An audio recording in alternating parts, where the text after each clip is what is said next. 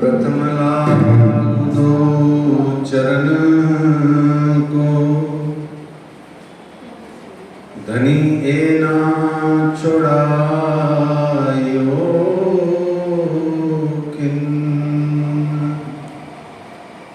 लाग तली लाल एड़ियां मेरे जीव के जीवन,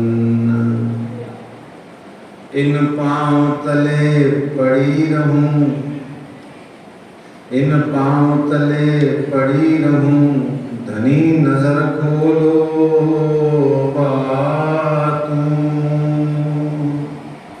पलना वालों नेत्रे मेरे जीव के जीवन, मेरे जीव के जीवन, कदमों लागू करूं सेजदा, पकड़ के दो पाए, हुक्म करत हैं मासूम, बीच आशिक के दिल आए, मासूक तुम्हारी अंगना, तुम अंगना के मासूम, ए हुक्मे इलम दृढ़ किया, अजूरू क्यों न हो कटू कटू, अजूरू क्यों न हो कटू कटू। वंदो सद्गुरु चरण को, करूं सुप्रेम प्रणाम, अशुभ हरण मंगल करण, श्री देव चंद्र जी नाम, श्री प्राणनाथ निज मूलपति, श्री मेहराज सुनाम, तेज कुंवर श्यामा जुगल जी को, पल पल करूं प्रणाम, पल पल करूं प्रणाम। बोलिए श्री प्राणनाथ प्यारे की जय, श्री कृष्ण कन्हैया लाल की जय, श्री निजानंद स्वामी की जय, श्री बाईजूराज श्यामा महारानी जी की जय, श्री महाराजा छत्रसाल की जय, महामती श्री लालदास जी महाराज की जय, बाबा दयाराम साहेब जी की जय, सद्गुरु श्री रामरतन दास जी महाराज की जय, परमहंस श्री चरणदास जी महाराज की जय, परमहंस श्री हरिदास जी महाराज की जय, परमहंस सद्गुरु श्री जवाहरदास जी महाराज की जय, सर्व सुंदर सात की जय। प्रणाम परम धाम देख, करके प्रणाम देख, आशिक को आराम देख, सकल दुख भागे हैं,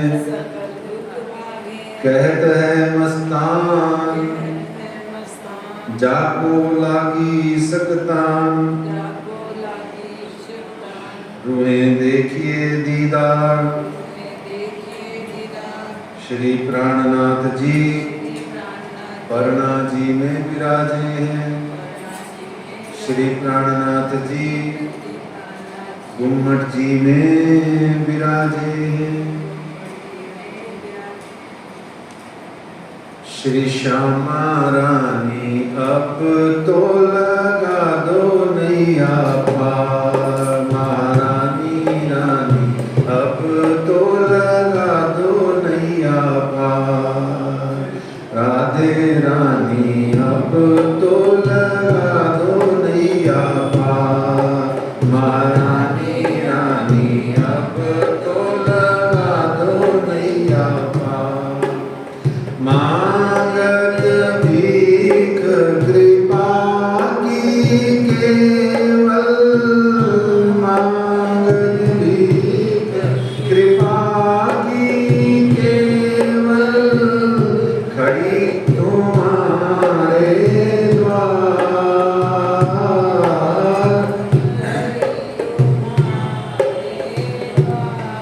महारानी रानी अब तो लगा दो नैया पार, श्री श्यामा रानी अब तो लगा दो नैया पार।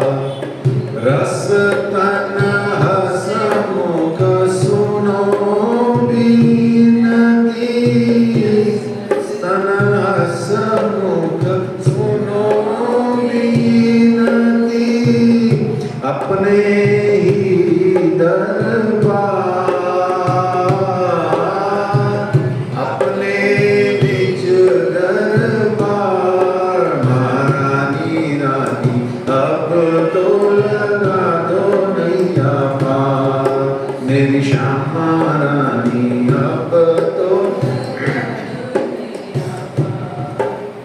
कहो नाई कृपाल किसी से, कहो नाई कृपाल किसी से, दर्शन दयो एक बार, हो दर्शन दयो एक बार। महारानी रानी अब तो लगा दो नैया पार, मेरी राधे रानी अब तो लगा दो नैया पार। बार बार मैं विनती करत हूँ, बार बार मैं अरज करत हूँ, रखियो चरणों के पास,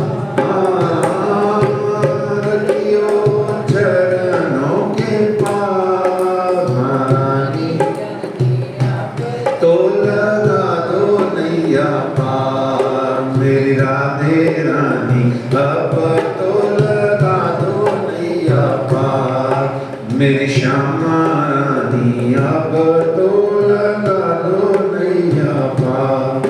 श्री बैजू रानी अब तो लगा दो नैया पार। श्री श्यामा महारानी जी की जय। आज बुधवार 12 जुलाई सन 2023 श्री बीतक साहिब चर्चा कथा का इस वर्ष का यह चतुर्थ दिवस है। श्री श्यामा जी के चरणारविंद तले विराजमान होकर के हम यह बीतक चर्चा कथा इस श्रावण मास में श्रवण कर रहे हैं।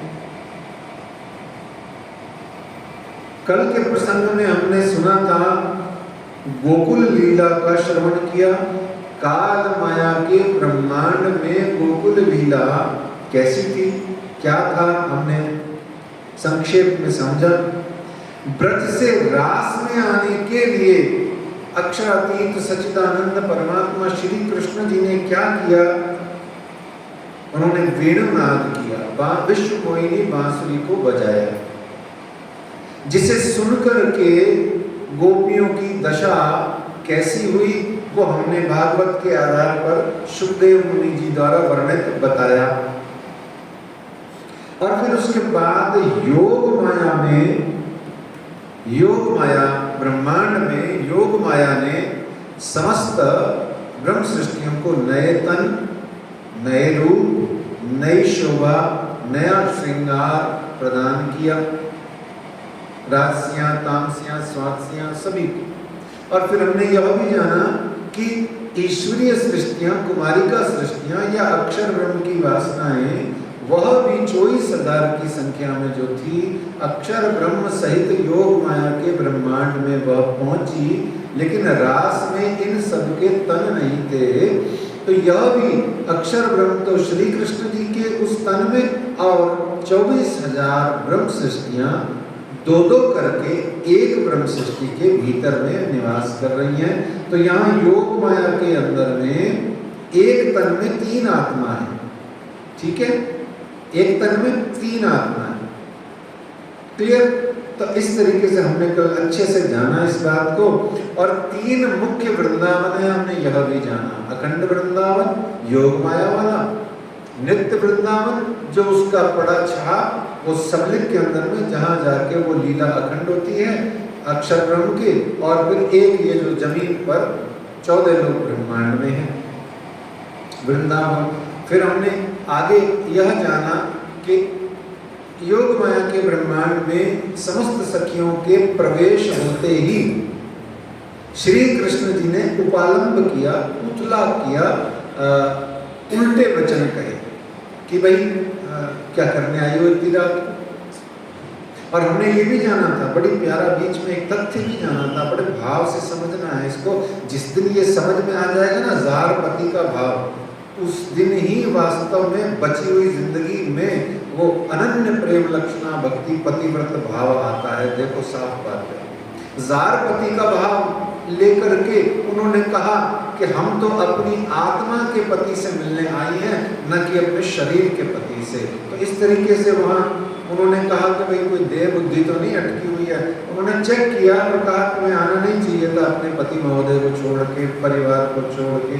फिर मूर्छित हो गई। तो हमने जाना कि फिर राज जी ने कहा कि नहीं नहीं नहीं, मैं तो ऐसे ही चेक कर रहा था, आओ आओ वृंदावन दिखाता हूँ। तो फिर उनको वृंदावन दिखा रही हूँ, और वृंदावन दिखाया। और जो रास ग्रंथ में वृंदावन दिखा रही हूँ प्रसंग है, उसमें विभिन्न प्रकार की औषधियाँ, जड़ी बूटियाँ, वनस्पति, घास फूस, पत्ते आदि न जाने कितनी कितनी प्रकार की उसमें वनस्पतियों और औषधियों के, आयुर्वेदिक औषधियों के नाम हैं। उसका पाठ करा करो सुंदर साल जी। जल कटोरी बाटकी में जल रख के राज्य के पास रख के और उस वृंदावन दिखाड़ियों प्रकरण का पाठ किया करो।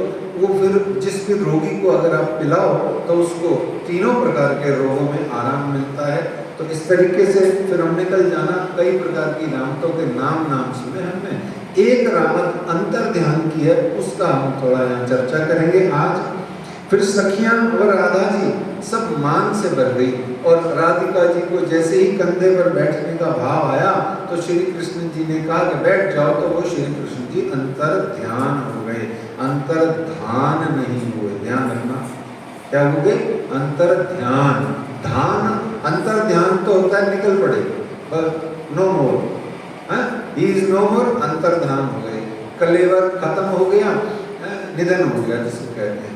तो अंतर ध्यान का मतलब होता है जैसे योगी योग साध के हठ साधना से अपने आप को, अपने शरीर को निश्चेष्ट कर लेता है, इसको अंतर ध्यान बोलते हैं। ठीक ऐसे ही श्री मिहिर राज जी आज भी अपने श्री गुम्बद जी मंदिर के अंदर में ऐसे ही विराजमान है।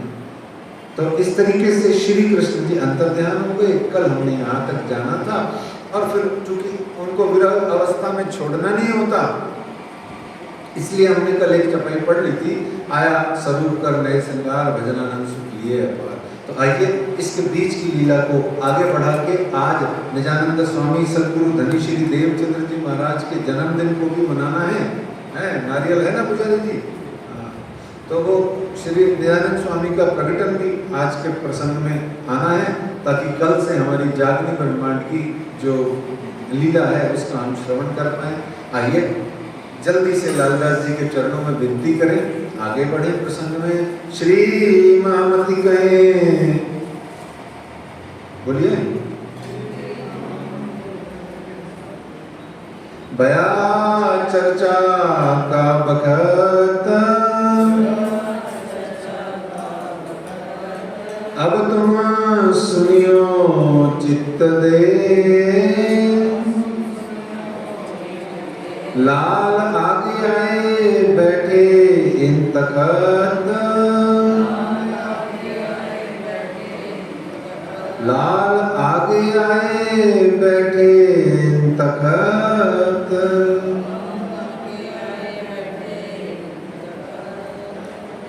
प्रकट वाणी कहती है, फिर मूल स्वरूप देखा तित, ये दो मगन हुए खेलत, जब जोश लियो खींच कर, तब चित चौंक भई अक्षर। कौन मन कौन सखी कौन हम, यो चौंक के फिरी आत्म, रास आया मिने जागृत बुद्ध, चुभ रही हृदय में शुद्ध। प्यारे सुंदर साथ जी, यहाँ दो तीन चीजें पहले और अच्छी सी भाव ले लीजिए कि जैसे ही श्री राजी महाराज ने देखा, मूल स्वरूप अक्षरातीत ने देखा कि ये दोनों फिर वही अपने मगन हो गए हैं, तो उन्होंने देखा कि अक्षर ब्रह्म भी मगन हो गए हैं आनंद लेते हुए, पर वो जो मूल बात है वो अभी भी चित्त में नहीं आई।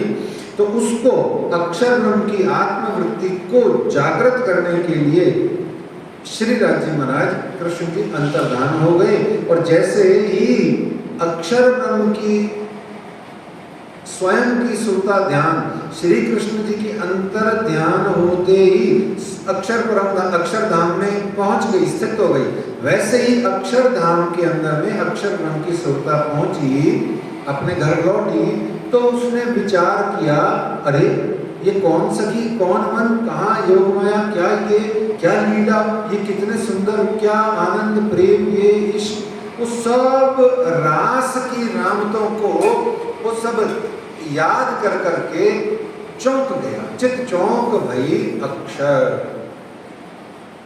और यह जो चित चौंक भई अक्षर है, यही ध्यान से सुनना है सुंदर साथ जी, कि जैसे सुपने में, जैसे नींद से व्यक्ति जगता है और उठ करके सोचता है कि ये सपना क्या आया था, वो रिकलेक्ट करता है, अब पुनर्स्मरण करता है कि ये क्या क्या सपना आया, ठीक ऐसे ही अक्षर ब्रह्म उस लीला का पुनः स्मरण करने लगे, और इस प्रकार से वह रास मंडल अक्षर ब्रह्म की स्मृति में चढ़ गया, और चढ़ते चढ़ते ब्रज लीला भी उनके हृदय में समाहित हो गई।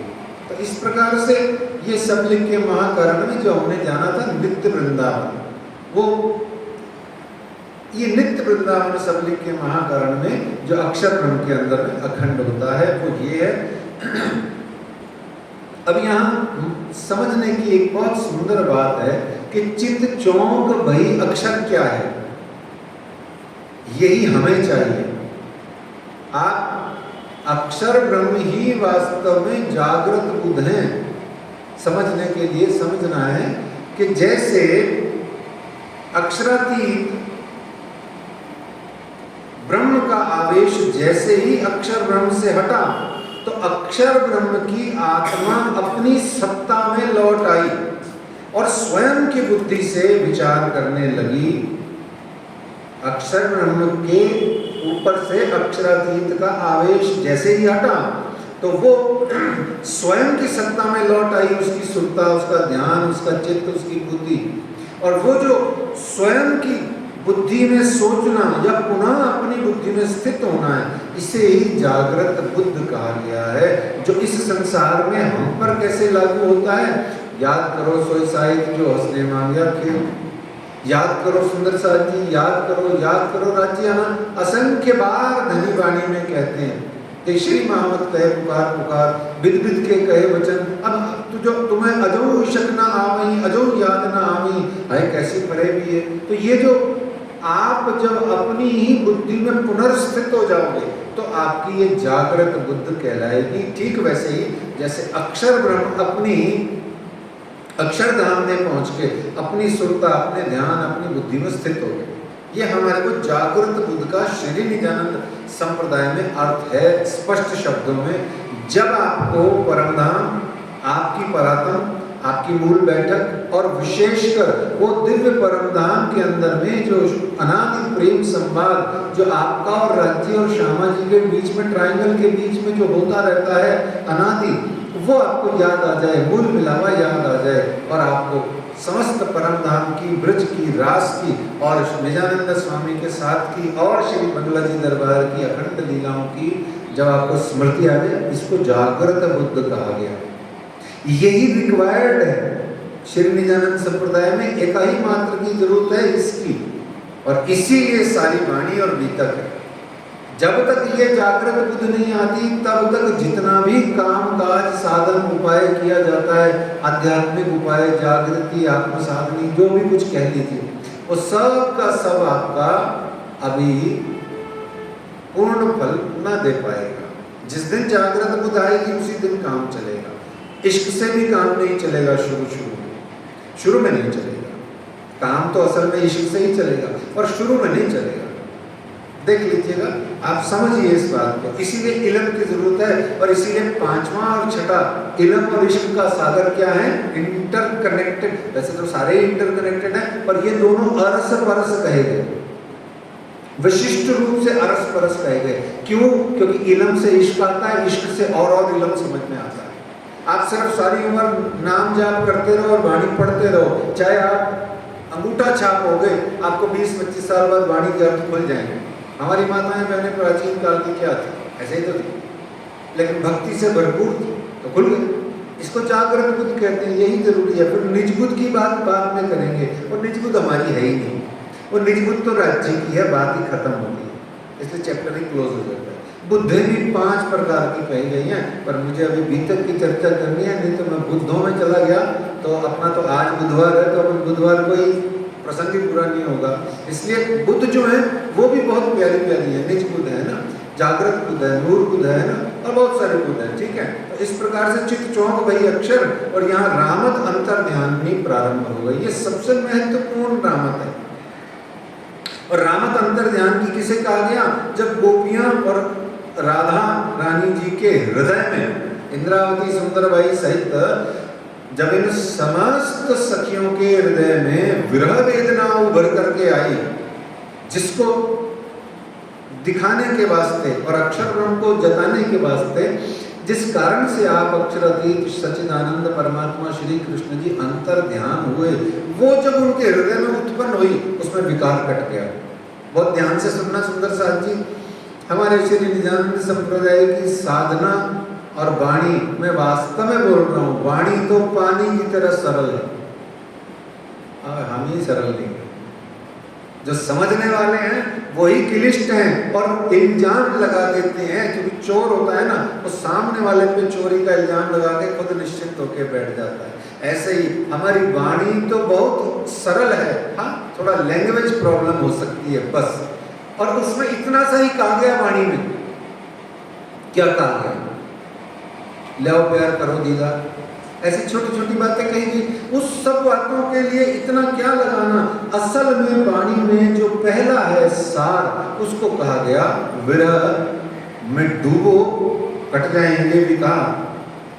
विरह में डूब जाइए, आपके कट जाएंगे विकार। बस इतनी सी है बात सुंदर साहब। ये जो आपको बताया गया कि विरह, विरह क्या चीज है सुंदर साहब जी?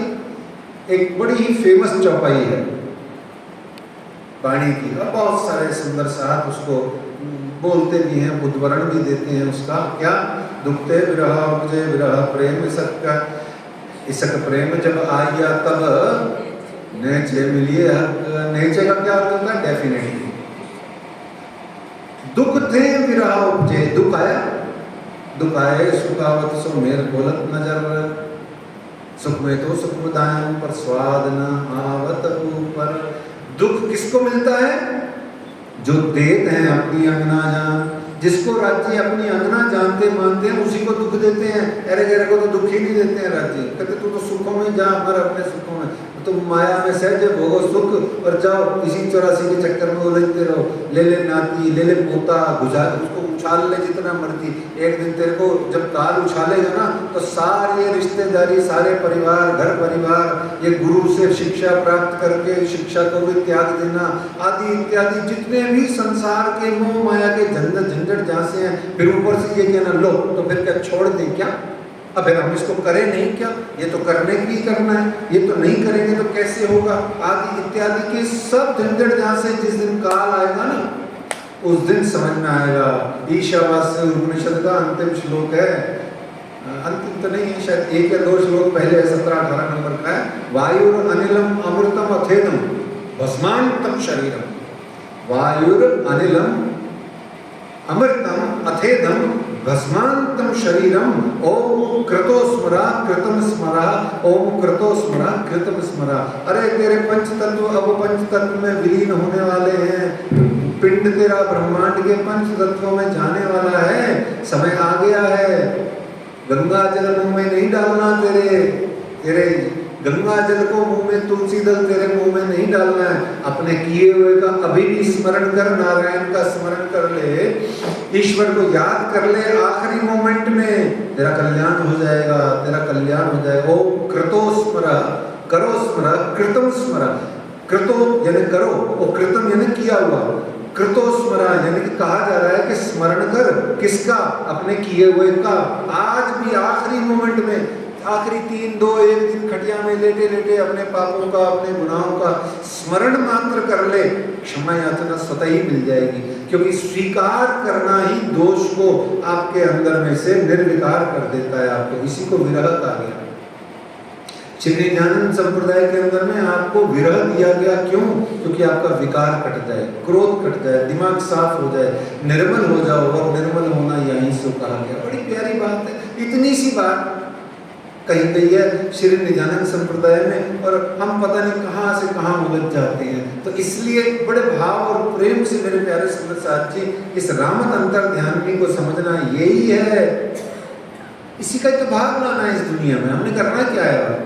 यही तो करने आए हैं यहाँ। तो जैसे प्राणों के बिना ये जीवन कैसे रहेगा, ऐसा सोच करके समस्त सखियां गोपियां उस रास के अंदर में मूर्छित हो रही हैं। कोई इधर गिर रही है, कोई जिसको पंजाबी में कहते हैं ढाइयाँ मार के गिर रही हैं, कोई इधर तकलीफ में है, कोई मतलब जैसे भी रोते रोते। अब विरह में क्या हालत होती है आपको पता है? आप तो कह देते हैं लो जी वो साधु संत महात्मा आ गए, उनके तो चेहरे पर कितना नूर भभक रहा है। माफ करना, जो साधु संत महात्मा ब्रह्म सृष्टि होते हैं ना, उनके रोने के बाद में यहाँ गालों पर आंसुओं के गड्ढे पड़ जाते हैं, उनकी आंखों के नीचे सूजन आकर काली पड़ी होती है, क्योंकि सारा दिन अक्षरातीत के विरह में रोते रहते हैं। और ऐसा तो कोई न मिलेगा, कौन सा जो अक्षरातीत को हृदय में लेके चल रहा हो और संसार भी निभा रहा हो, ऐसा कोई भी नहीं है। ठीक है ना? तो आप भाव और विचार से सोचो कि विरह में मरोगे, जिस दिन पूरा मर जाओगे विरह में, उस दिन राज्य मिलोगे और मर ही जाओगे। ये मत सोच लेना कि बच जाओगे, शरीर नहीं टिकेगा। ठीक है ना? आगे की आगे बात है। यह आरामत अंतर ध्यानी और विरह की जो ये व्यवस्था है, यही समझ। अच्छा, सिंधी ग्रंथ क्या है? ये विरह का ग्रंथ है।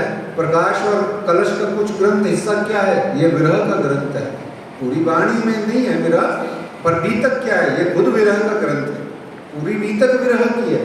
सिर्फ 2-1 प्रसंग है जन्म जन्म के, वो छोड़ करके बाकी सब विरह का ग्रंथ है ये। तो वो कहा गया कि सब सखियां इधर उधर तामसियां स्वासियां सब गिर रही हैं, और तामसियों को थोड़ा बहुत होश है, तो इंद्रावती भागी भागी आई, सब सखियों को हिम्मत बताई, ढांढस बताया, बोले रोने धोने से कुछ नहीं होगा। अब नई बात उन्होंने कह दी। ये आरामत अंतर ध्यान समझना जरूरी है, इसलिए इतना विस्तार है, बाकी तो जो भी है।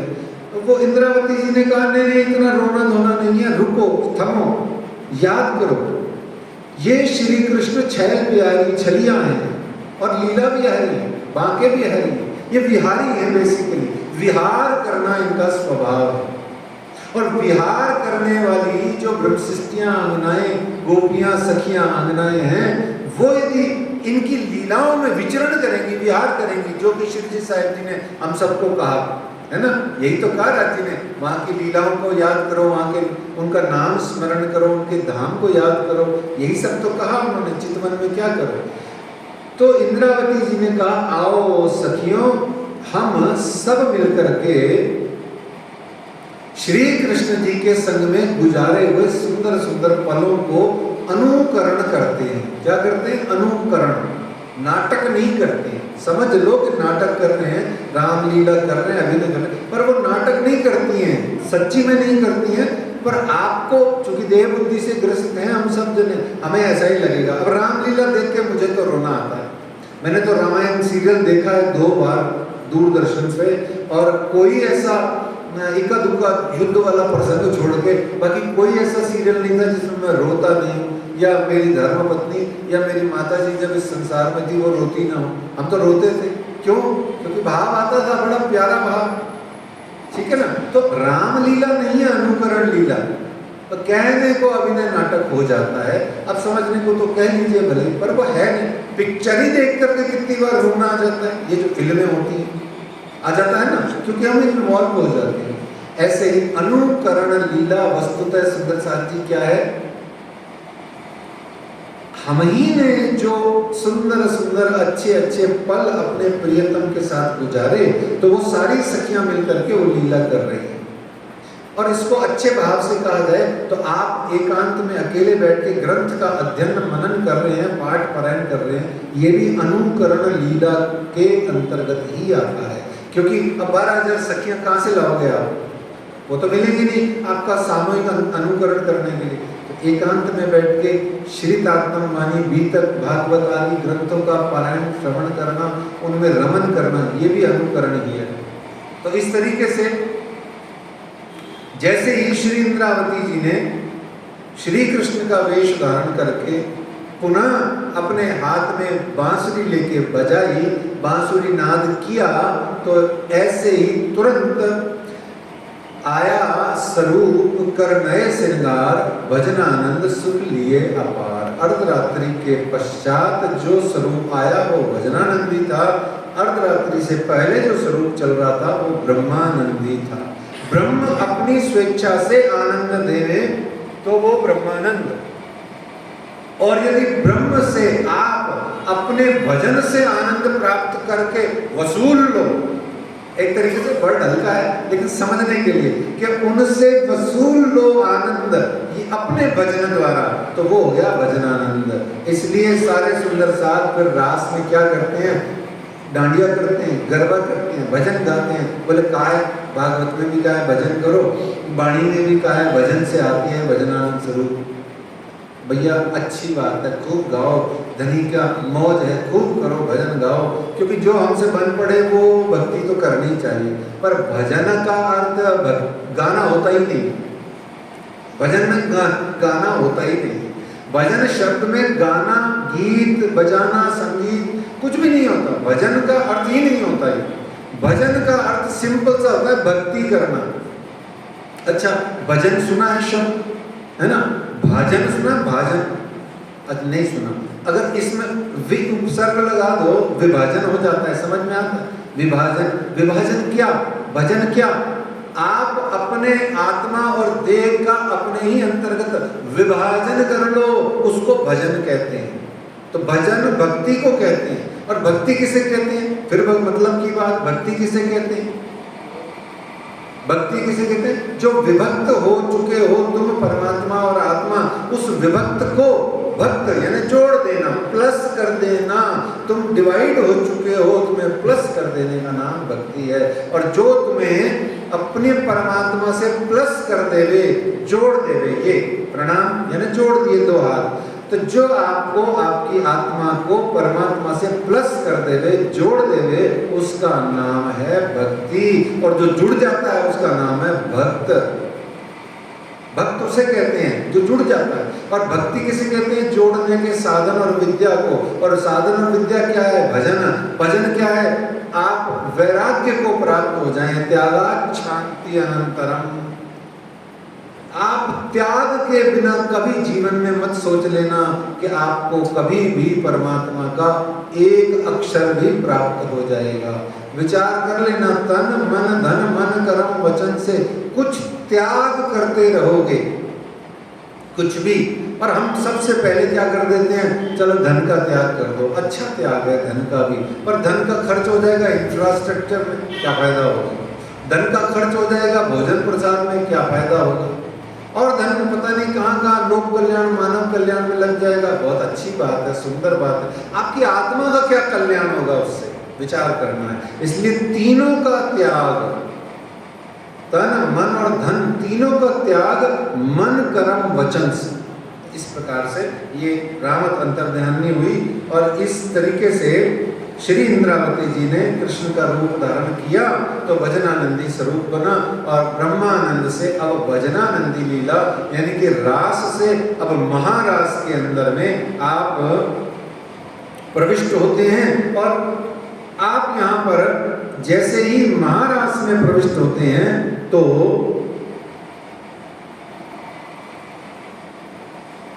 इसको महारास भी कहा गया, भजनानंदी लीला भी कहा गई, और प्रति सखी प्रति श्याम लीला भी कही गई।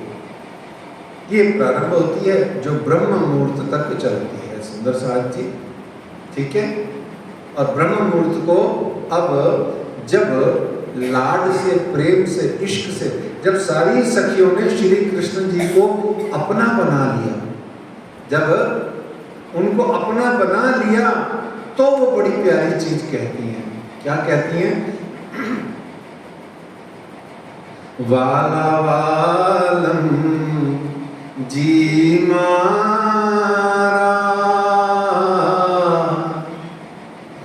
जी रे प्रीतम हमारा, वाला वालम जी मारा जी रे प्रीतम हमारा, तमेरा मत रंगेर माणिया पर सांभ तुम्हारी बात, तमेरा मत रंगेर माणिया पर सांभ तुम्हारी बात, हम ऊपर ए बड़ी तमे आकी दी प्रणनाथ, हम ऊपर ए बड़ी तमे काकी दी प्रणनाथ, वाला वालम जी मारा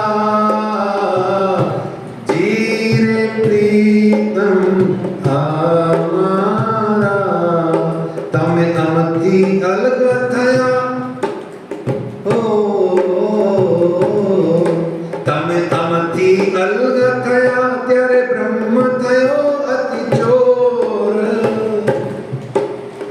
तमे अमती अलग थया त्यारे ब्रह्म थयो अति चोर, तमे वनमा मूकी गया अमे कीदा घणा बगोर, तमे वनमा मूकी गया अमे कीदा घणा बगोर, वाला वालम जी मारा जी रे प्रीतम हमारा, जी रे प्रीतम हमारा। क्या कहती है सखियां? अब सखियों का नंबर आ गया उथला करने का, पकड़ लिया कृष्ण जी को, बाकी सब ठीक है। क्या कहती हैं? और सब ठीक है जी, देखो जी वो तो अड्डियाँ सारे मिलना ठीक है पर आ गड़बड़ हो गई है ना। ऐसे कहते हैं ना लाड में, प्यार में किसी को भी खास तौर पे माताएं बहनें अपने पतियों को ये कह ही डालती हैं, चाहे बेचारा पति अपनी पूरी तनख्वाह लगा के उसको वह खर्चा कर दे तो भी लास्ट में कह देती हैं वो सब तो ठीक है, आपने 20-25 हज़ार में खर्च दिए पर वो चीज़ तो रहेगी, है ना। लाड की बात है, शिकायत नहीं। तो सखियों ने उथला कर दिया, बोले वो सब तो ठीक है पर जो आप हमें सारी रास के आनंद रास और महारास में ये जो आप हमें छोड़ के चले गए ना बीच में, ये जो दुख दिया ना आपने, ये जो हमें कष्ट पीड़ा विरह दी, वो हम बरसों बरसों लग गए, हमें ऐसा लगा एक पल हमारा युग युग कल्प के समान व्यतीत हो रहा है, बस वो हमें अच्छा नहीं लगा। आप हमको छोड़ के अलग क्यों हो गए थे प्रभु?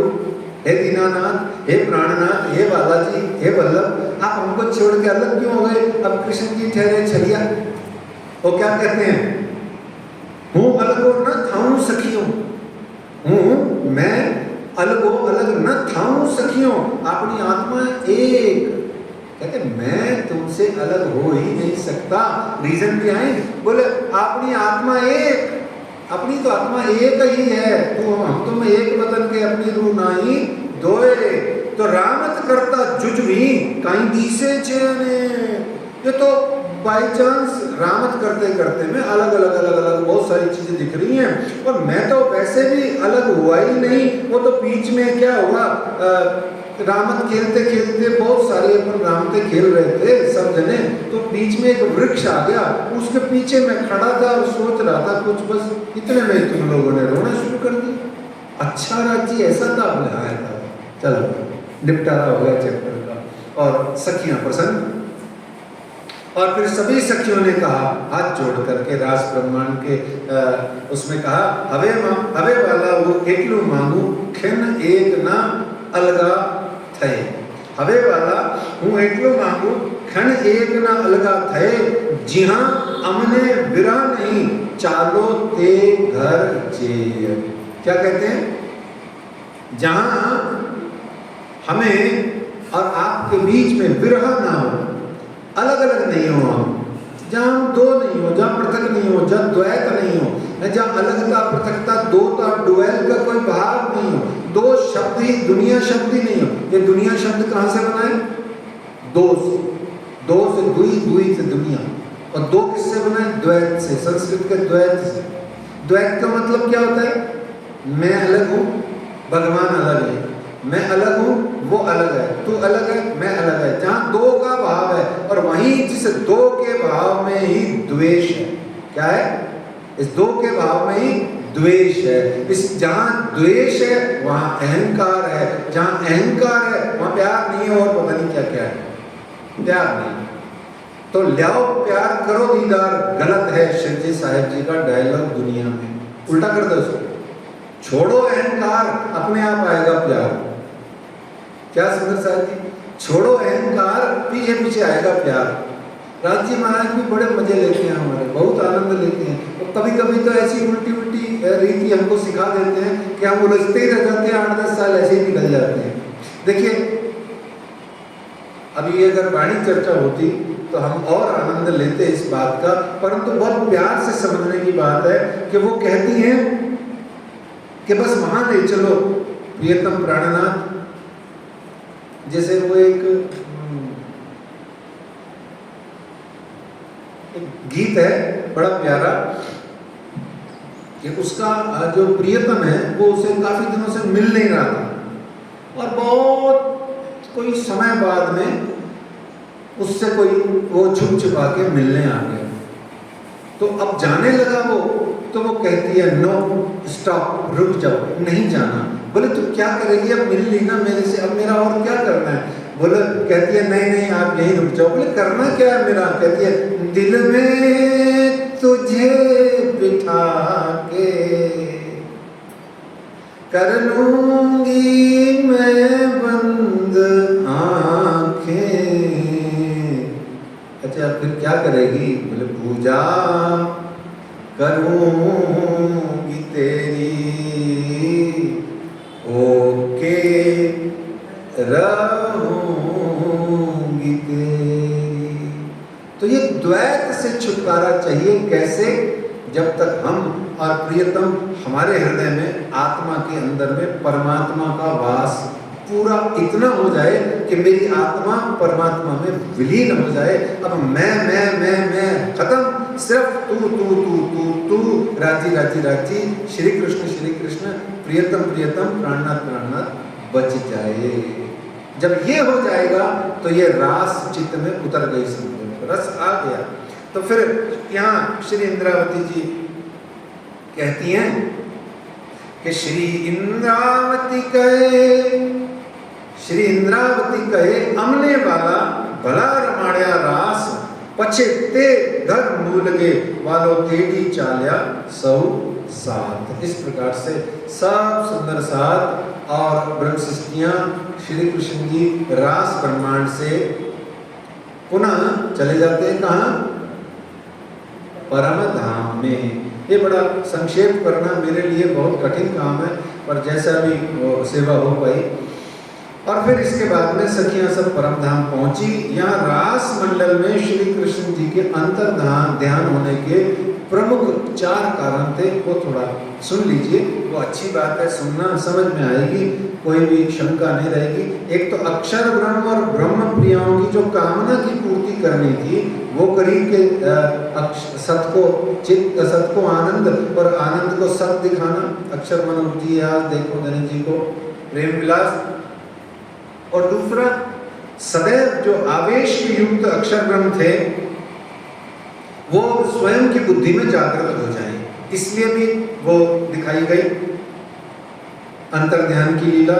और श्री राधा जी और श्री गोपियों जी के जो मन में मान अभिमान जाग गया था, वो भी निर्मल करने हेतु बताया गया। अच्छा, मान का अर्थ भी बड़ा टेक्निकल है, उसको भी हम बड़ा गलत समझ लेते हैं। अभिमान अर्थ अलग है, मान शब्द का अर्थ अलग है। मान जिसको हम गलत नहीं समझे, मान को मान कर ही वही सकता है जो सराबोर है लाड में। मान का शब्द का अर्थ है ना, बहुत ही स्लीक है, बहुत महीन सा अर्थ है। और मान में आप तभी जा सकते हो, तभी आप मान कर सकते हो जब श्री कृष्ण और गोपिका आपस में एक दूसरे के लिए जैसे प्राण छिड़कने को तैयार हैं, ऐसे एक दूसरे के अंदर समाये हुए हैं, वहां आप मान कर सकते हो। मान का अर्थ ईगो नहीं होता, अभिमान का अर्थ होता है ना। ये फिर कभी आपसे चर्चा कर लेंगे। तो यहाँ सिर्फ इशारा करना जरूरी था कि मान योग माया के ब्रह्मांड में नहीं होता, देह बुद्धि योग माया के ब्रह्मांड में नहीं होती। अगर होए तो फिर वो अखंड कैसे? ऐसे आनंद की बातें हैं। और वंशी में भी 3 गुण है जो बजाई, कौन कौन से हैं? बंसी के 3 गुण बताओ।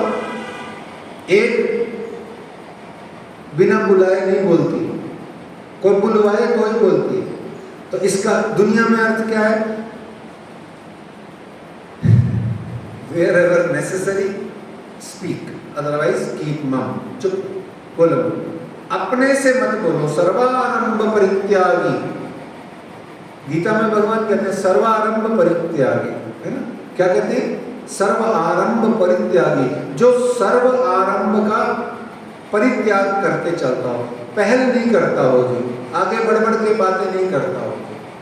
जैसे कलयुग के लक्षण है, बहुत बातें करता है आदमी, जो बड़बड़ ज़्यादा करता है उसी को सच्चा माना जाता है, जो बहुत ज़्यादा बोलता है उसको वकील समझ करके इंसाफ भी वही दिलाता है।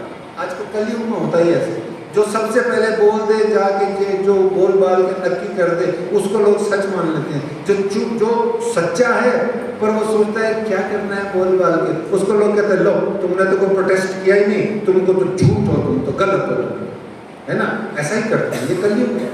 लेकिन बंसी का गुण यही है, जब तक कहा न जाए तब तक बोलो मत। लेकिन जब भी बोलती है बंसी, कोई बुलवाए, और जब भी बोलती है कैसा बोलती है?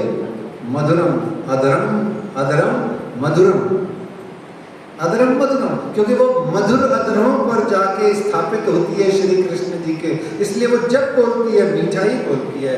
और एक कपट गांठ मन में नहीं, क्या? बंसी के गांठ ही नहीं है। सर एक बांस की पोली है बेचारी, उसमें 6 छिद्र हैं, एक फूक वाला है, 7 छिद्र हैं टोटल, है जी, टोटल खत्म हो गई। जो कपट मन में नहीं रखता उसी के पट खुलते हैं। घूंघट के पट खोल रे तोहे पिया मिलेंगे। किसको मिलेंगे? जो घूंघट के पट खोलेगा। और आपके अंतर से जब का पट चला जाएगा तो पट स्वयं खुल जाएगा। 2 प्रकार के पट कहे गए। एक ये पुजारी जी महाराज जो आनंद मंगल से पहले, भोग से पहले पर्दा लगा देती है ना, मेरे नैनों में बस जाओ वाले समय में ये पर्दा लगा दिया, ये पुजारी जी जब आप भोग डालोगे तो खोल देंगे, तो रोज ही करते। इस पर्दे को हटाया लगाया बहुत बड़ी बात नहीं है। जो मन के भीतर में पर्दा लगा हुआ है सुंदर साथ जी, वहां वो लगता ही लगा है, हटा ही नहीं कभी। उस लगे हुए पर्दे को कपट बोलते हैं।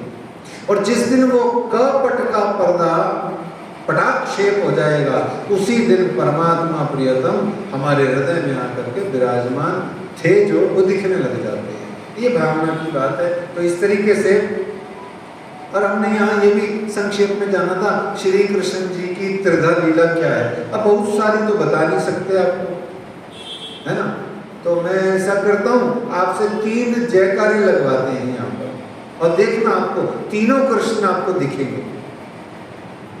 3 कृष्ण और 5 स्वरूपों को देखना हो तो ये 3 ये जयकारे और 5 उनके जयकारे से ही आपको शास्त्र का इतना सार गर्भित रहस्य मिल जाएगा। आइए श्री कृष्ण त्रिधा लीला के लिए 3 जयकारे लगाए जाएं, आपको 3 कृष्ण अलग अलग दिखेंगे, और कोई बहुत ज्यादा कठिन नहीं है त्रिधा लीला। पता नहीं क्या लोगों ने बचपन से भूत बना रखा है, वो कृष्ण जी ऐसे, वो कृष्ण जी ऐसे, वो कृष्ण जी वैसे, हम तो मानते ही नहीं, हम तो देखते ही नहीं, और पता नहीं ये वो, कितने टेंशन में है निजानंद संप्रदाय के अनुयायी, बहुत टेंशन में। आओ अपन टेंशन खत्म करते हैं, रिलीज करते हैं। अच्छा अभी जैसे हमारी माताएं बहनें बैठी, गर्मी लग रही है बहुत, क्यों लग रही है? वन सन है इसलिए गर्मी लग रही है। क्या है? वन सन। क्या है सुंदर साहब जी? वन सन। एक सन सूर्य जो ऊपर है उसने हमारे को झुलसा रखा है गर्मी उमस के हमारे, पर जिसके 10 सन ऊपर चल रहे हो, 10 सूरज जिसके ऊपर चल रहे हो, सोचो उसका क्या हालत होता है। इसलिए 10 सन में नहीं आना है, 1 सन है, उसी से काम चलाना है, ठीक है ना। आइए 3 जयकारे लगाएं और 10 सन से मुक्त हो जाएं। बोलिए बाल कृष्ण लाल की, या दूसरा इन्हीं का जयकारा, लड्डू गोपाल की। ये हो गया एक कृष्ण ब्रज का। अब दूसरा कृष्ण, बोलो श्री वृंदावन माँ के बिहारी लाल की। ये दूसरा हो गया रास का, या इसी का एक सिनोनिम जयकारा, रास के रमैया की। अच्छा रास के रमैया में टेक्निकल भेद है, वो समझ लीजिए। 2 प्रकार की रास है हमारे यहाँ।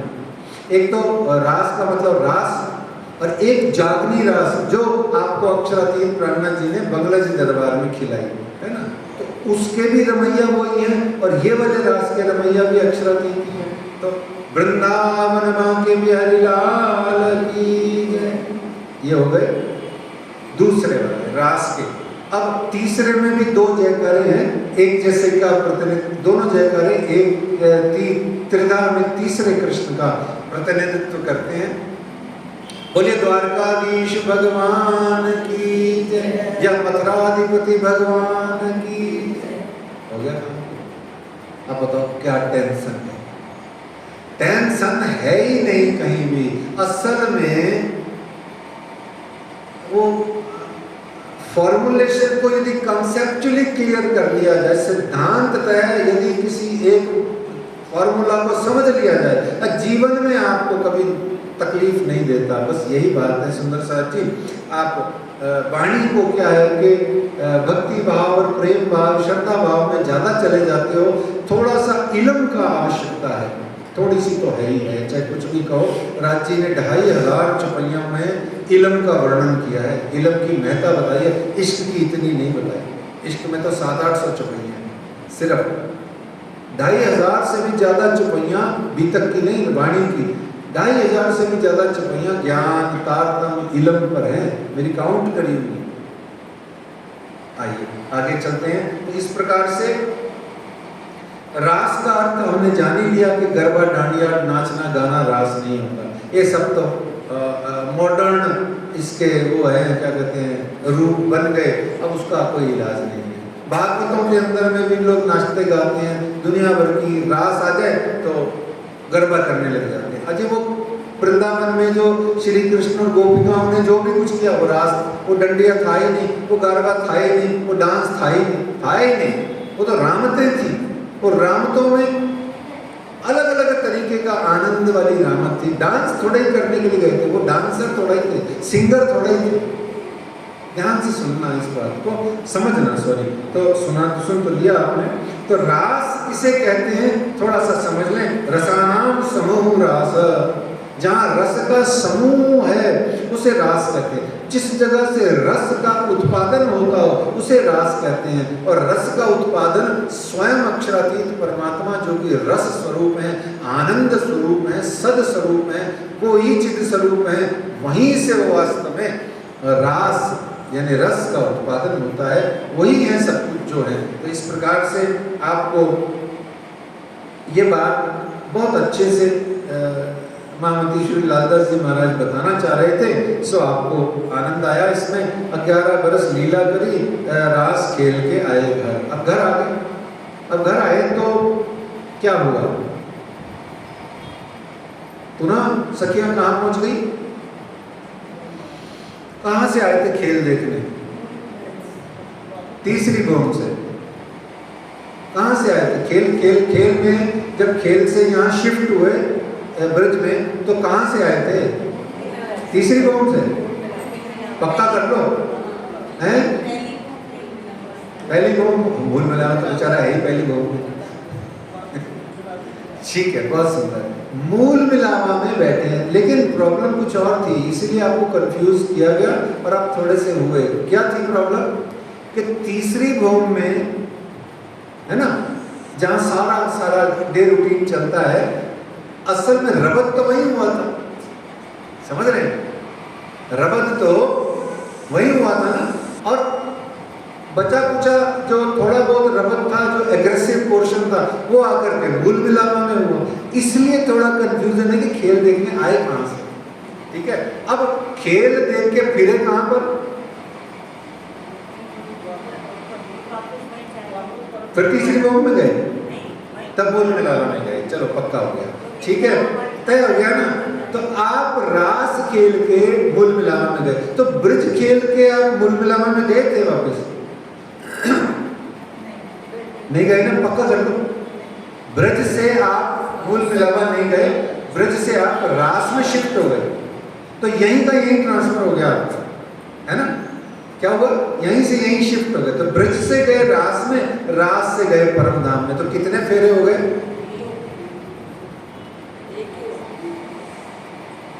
परम धाम से आकर के कितने फेरे हो गए? एक ही तो हुआ। अच्छा, बहुत अच्छे से याद रखना, सिर्फ आपके 2 फेरे हुए अब तक। फेरे मतलब ये आना जाना, यात्रा के फेरे, वो लामा फेरे नहीं, वो फेरे। आप ब्रज से मूल मिलावा परम धाम से ब्रज में आए और लोकल में ही ब्रज से रास में शिफ्ट हो गए।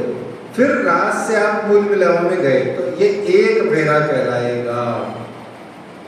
अब रास से जो भी कुछ होगा, मूल मिलावा से आप पुनः जब जागनी के ब्रह्मांड में आएंगे, ये आपका दूसरा फेरा कहलाएगा।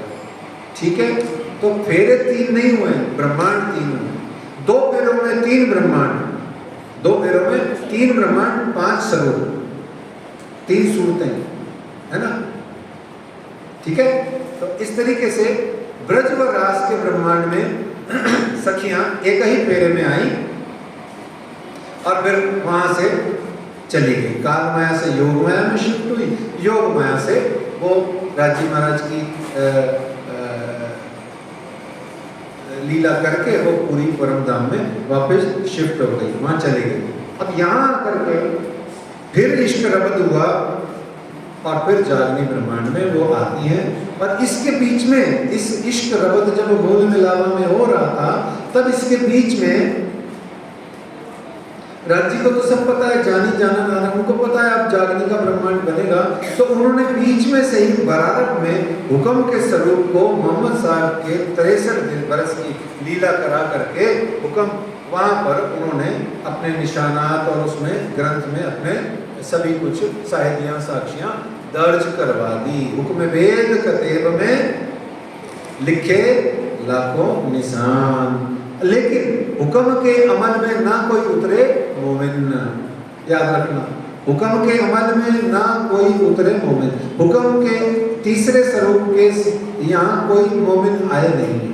ठीक है, अब यहाँ ब्रज लीला, ब्रज रास लीला 2 माए, दुख तामसियो देखा नाए, प्रेम पियासो न करे अंतर, तो ये दुख देखे क्यों कर।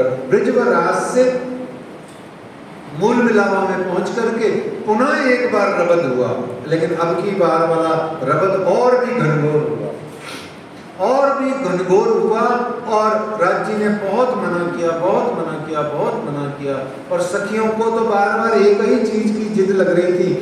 आपने कहा था दुख, आपने कहा था माया, आपने कहा था अलग अलग जाति, वर्ण, भेद, भाषा, ये वो पता नहीं आपने क्या क्या कहा था। आपने तो कहा था मेरा इश्क भूल करके आप आग, पानी, पत्थर और नाना मुझे देवी देवताओं को पूजने लगोगे। आप वहाँ जा करके बहुत अलग अलग परिवार से, अलग अलग प्रकार से व्यस्त हो जाओगे और मुझे छोड़ करके, मूल मिलावा को छोड़ के, हम सखियों के परिवार को छोड़ करके वहाँ जो तुम आदमी औरत के रूप में जो परिवार बनाओगे उसमें तुम व्यस्त हो जाओगे और कहोगे यही हमारा सब कुछ है, यही हमारे सब कुछ है, ये परिवार, ये नाती, ये पोते, ये मोह छोड़, तुमसे छोड़ा नहीं जाएगा। गुरु तुम्हें आ करके 50 तरीके से ज्ञान देगा। तुम कितने ही बरस गुरु से ज्ञान प्राप्त करके गुरु को भी कहोगे अब हम तुमसे भी बड़े हो गए हैं, इसलिए अब तुम्हारे ज्ञान की जरूरत नहीं है, आप बहुत आए गुरु हमारे पास। तो ऐसे दुनिया भर के तुम नामापराध कर करके मर जाओगे पर फिर भी तुम्हें याद नहीं आएगा। ये इतनी कठिन और इतनी घनघोर, इतनी भयंकर जगह है। यमराज के कष्ट से तुम पीड़ा से मर जाओगे, दुख होगा, कष्ट होगा, 3-3 प्रकार के संताप होंगे, 3-3 प्रकार की ऐषणाएं तुम्हें सताएंगी। पुत्रेषणा, वित्तेषणा, लोकेषणा सताएगी, आदि व्याधि उपाधि सताएगी और वहां जाकर के तुम्हें आदि दैविक, आदि भौतिक और आध्यात्मिक तरह के बहुत सारे कष्ट सताएंगे। मत जाओ मत जाओ मत जाओ। राज्य ने मना किया हमें कई बेर, लेकिन मोटा रूप से मना किया हमें 3 बेर। हम फिर मांगा अब कच्छुक मन में रहो अंदेश, सो राखे नहीं धनी लवलेश, ता कारण से भयो सुपन्न हुए हुक्म 14 भवन। फिर वापस से 14 लोक ब्रह्मांड का निर्माण हो गया। अच्छा, निर्माण नहीं हुआ, अभी समझते हैं। तो काल माया का ये जो इंड उपजो और जाने सोई ब्रह्मांड, ये तीसरा इंड नया बया जो अब अक्षर की स्वता का सब। यहाँ बड़ी अच्छी चीजें समझने की 2-3 है। राज्य ने मन में ले लिया कि अब तो इनको दुख रूपी संसार दिखाना पड़ेगा। अच्छा, जब राज्य, यहाँ एक बड़ी महत्वपूर्ण बात है, जब तीसरी भौम में रगद हो रहा था तो राज्य महाराज मूल मिलावा में सखियों को लेके क्यों आए? एक। दूसरा, जब मूल मिलावा में लेके आ गए तो राज्य महाराज ने कौन सा रास्ता अपनाया? कौन से सुखपाल से आए, कौन से साधन से आए, या चिंतामणि में सत्य संकल्प भूमिका है सुरता से आ गए? कैसे आए थे बताओ, आप बताओ। राज्य महाराज समस्त सखियों के साथ में कैसे आए थे? आज, सिर्फ आज की इस लीला में, खेल वाली लीला, बाकी रोज नहीं आते ऐसे, आज ही आए हैं। और उतने से में भी सखियां इशारा नहीं समझ पाई। ये इशारा है, बड़ा बढ़िया इशारा है। परम धाम में राज्य कभी सीढ़ियां चढ़ते उतरते नहीं है, वो तो सिर्फ वो जो अरस मिलावा ले चली अपने संग सुभान वाली जो है ना लीला, कि भाई राज्य सीढ़ी नीचे आते हैं, ऊपर जाते हैं सखियां, ये वो तो आनंद की लीला।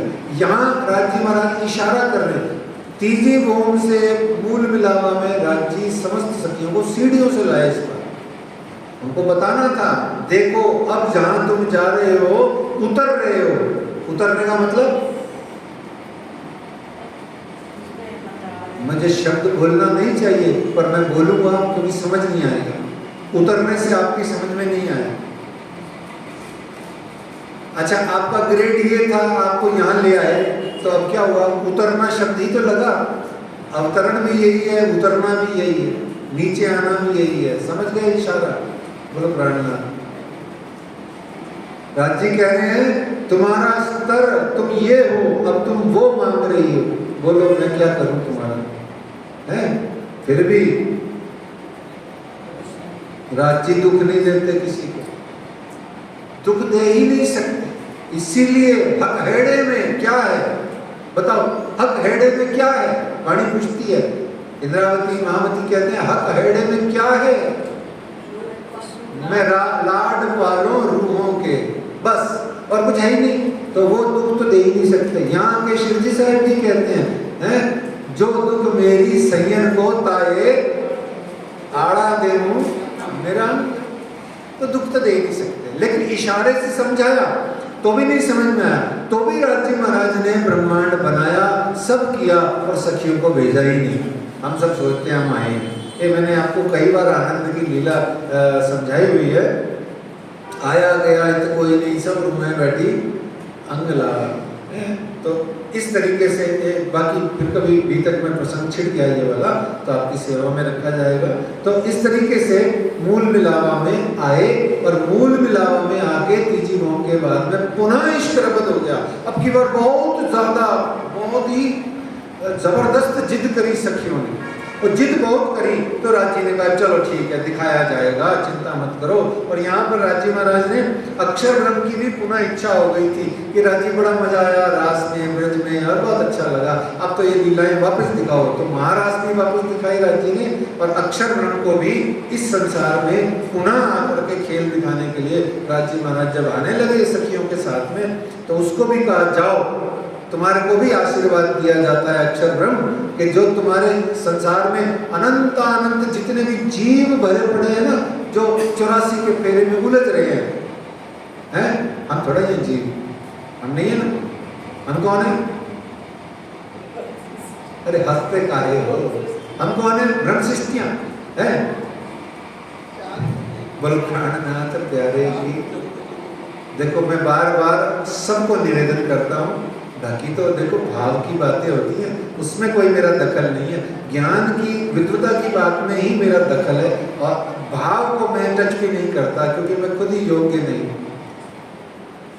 विद्वता की बात यह है कि हमारा धर्म, जिसे हम संप्रदाय है हमारा, जो हमारा श्री निजानंद संप्रदाय या श्री कृष्ण प्रणामी संप्रदाय है, या हमारे इस संप्रदाय के अंतर्गत जो श्री तारतम वाणी या जो श्री कुलजम स्वरूप या श्री बीतक साहिब है धर्म ग्रंथ हैं, ये ऊंचे हैं, ध्यान रखिएगा।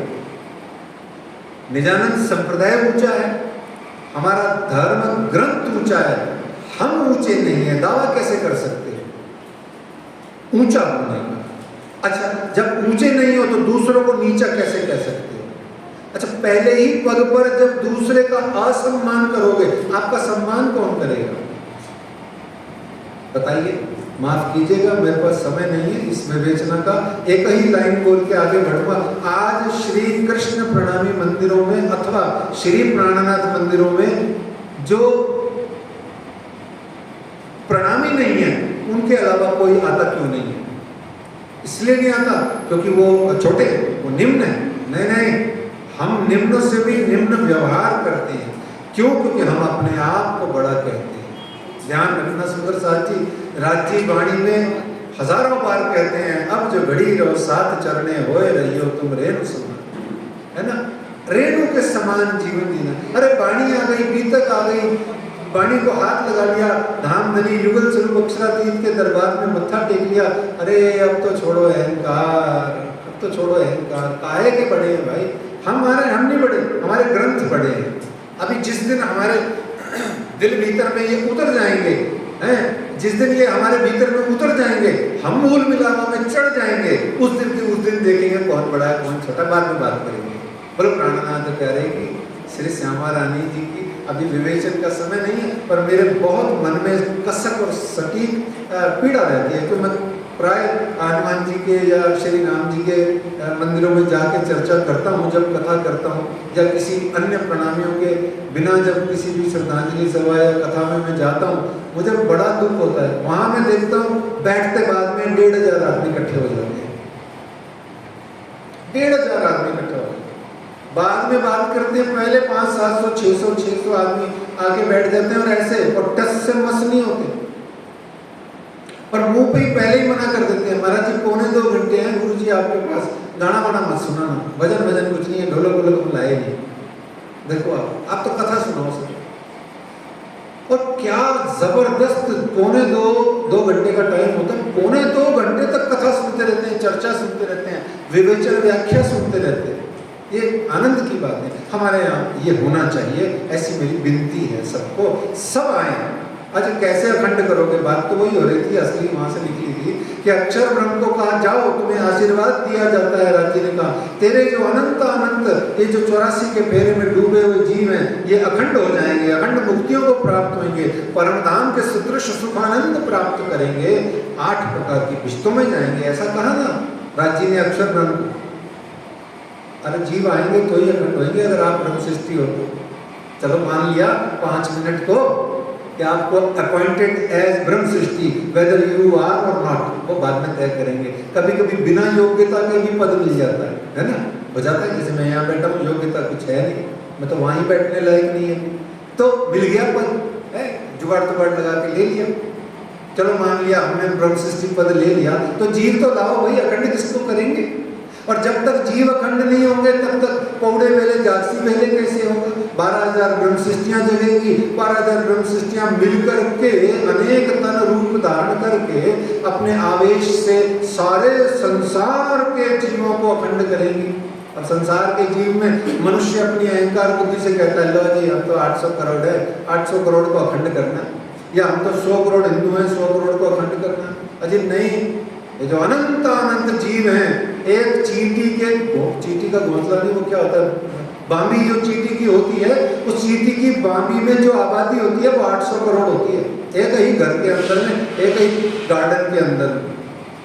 इतने चींटियां, इतने कीड़े मकोड़े होते हैं, इन सबको भी अखंड करना है। मानी जीव है, अब जीव को मनुष्य का थोड़ा ही 84 लाख योनियों में घूमते हो, सब जगह जीव है। तो इस प्रकार से अक्षर ब्रह्म के पुनः ये जो खेला बनाया गया, उसमें राजी ने कहा कि धनी कहते हैं कि अब मैं मूल मिलावा में जब वो सब पहुंच गई, वहां जबरदस्त इश्क रबद पुनः हुआ, और पुनः इश्क रबद होकर के ये सखियों को दुख रूपी संसार दिखाने के वास्ते उधर अक्षर ब्रह्म की वेद ऋचाओं को वरदान दिया था राजी ने कि तुम्हें प्रतिबिंब रास लीला के द्वारा परम धाम का आनंद दिया जाएगा।